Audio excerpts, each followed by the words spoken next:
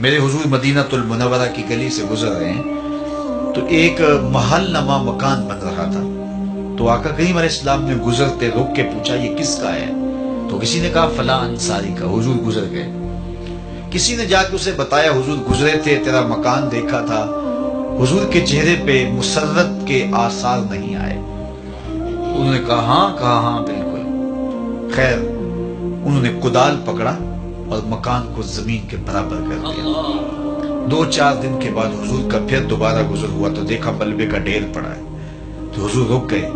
کہا بلاؤ انصاری کو. بلایا گیا. کہا میں گزرا تھا، تیرا مکان دیکھا تھا، کدھر گیا؟ عرض کی حضور میں نے گرا دیا. فرمایا کیوں؟ عرض کی سنا تھا آپ کو پسند نہیں، سنا تھا آپ کو پسند نہیں. میں اور آپ دیکھیں ہمارا کیا کیا حضور کو پسند نہیں. سر سے لے کر پاؤں تک، پیدائش سے لے کر کے موت تک، عقیقے ولیمے سے لے کر کے اپنے انداز تجارت تک، اپنی نجی زندگی سے لے کے انداز سیاست تک، ہمارا کیا کیا حضور کو پسند. ایک شخص بحرین سے آئے اور حضور سے انہوں نے سلام پیش کرنا چاہا. آقا نے اعراض کیا، رخ پھیر لیا. وہ سمجھے شاید اتفاقاً حضور نے رخ پھیرا ہے، تو جدھر رخ پھیرا تھا تو ادھر سے جا کے حضور کو پھر سلام کیا. تو آقا نے پھر رخ پھیر لیا. وہ سمجھ گئے کہ حضور ناراض ہیں. تو جو اصحاب تھے ان سے کہا کہ مجھے تو سمجھ نہیں کہ حضور کی ناراضگی کا سبب کیا ہے، تو کیا تم بتا سکتے ہو کہ حضور کیوں ناراض ہیں؟ انہوں نے غور کیا تو کہا یہ تم نے سونے کی انگوٹھی پہنی ہے تو اللہ کے محبوب اس کو حرام فرما چکے ہیں اور جہنم کا انگارہ قرار دیا ہے، تو اس وجہ سے حضور ناراض ہو سکتے ہیں. ہمیں تو یہی سبب لگتا ہے. تو وہ آگے بڑھے اور انگوٹھی اتارتے ہوئے حضور کو پیش کرتے ہوئے کہا حضور کیا اس وجہ سے ناراض ہیں؟ تو آقا کریم نے اس کو پکڑا اور یوں پھینک دیا. ناراضگی کی وجہ ختم ہو گئی.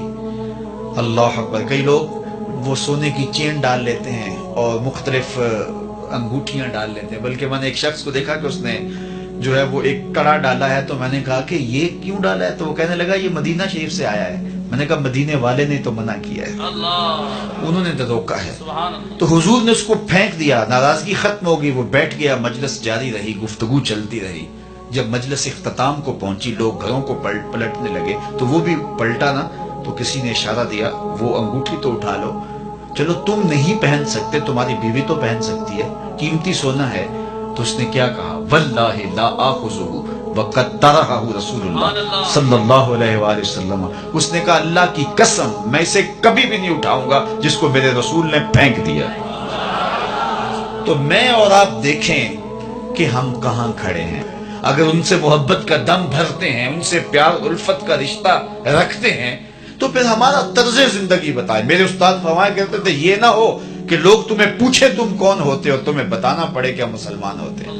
یہ دیکھو مذہب کے خانے میں اسلام لکھا ہے. صاحب فرمایا کرتے تھے نہیں، نہ کسی کو پوچھنا پڑے نہ تمہیں بتانا پڑے. تمہارا طرز زندگی، انداز معاشرت، تمہاری وضاحت، تمہارے انداز حیات، تمہارے تیور ایسے ہونے چاہیے تم دور سے آ رہے ہو لوگ پہچان کے کہیں وہ دیکھو محمد عربی کا غلام آ رہا. نور آنکھوں میں تو چہروں پہ اجالے ہوں گے، مصطفیٰ والوں کے انداز نرالے. دنیا میں بھی ان کے دم سے مقدر چمکا، محشر میں بھی ان کی رحمت کے حوالے ہوں گے.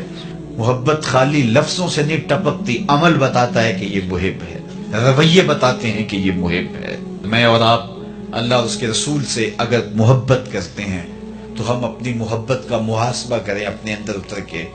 جن سے دعوی محبت ہے کیا ان کی بات مانتے ہیں؟